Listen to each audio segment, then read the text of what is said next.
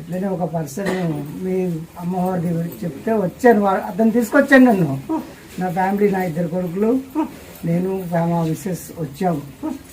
కానీ ఆ రోజు ఏంటో అమ్మవారి చూపు నా మీద వల్ల, కానీ నేను వదలలే నమ్మకాన్ని. నా 2 కోరికలు అమ్మ ముందు పెట్టాను, వెళ్ళిపోయాను. 1 ఇల్లు కొనాలి, 2 నా పెద్ద కొడుకు సంబంధం కుదరాలి, మొక్కుకొని వెళ్ళిపోయిన 2 నెలలకే ఇల్లు కొన్నాను. నాకు ఎలక్షన్స్ వచ్చాయి, నేను ప్రింటింగ్ ప్రెస్లో వర్క్ చేస్తా. ఎలక్షన్స్ వచ్చాయి, అది ఉంది వల్ల 20 రోజుల్లో నేను 30 లక్షలు కూడా పెట్టుకున్నాను, ఇల్లు కొన్నాను. నా బిజినెస్ అంత రేంజ్లో వెళ్ళిపోయింది నాకు 2 monthsలోనే.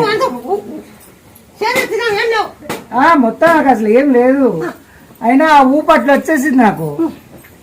1 month లోపల నాకు బిజినెస్ విపరీతంగా పెరిగిపోయింది.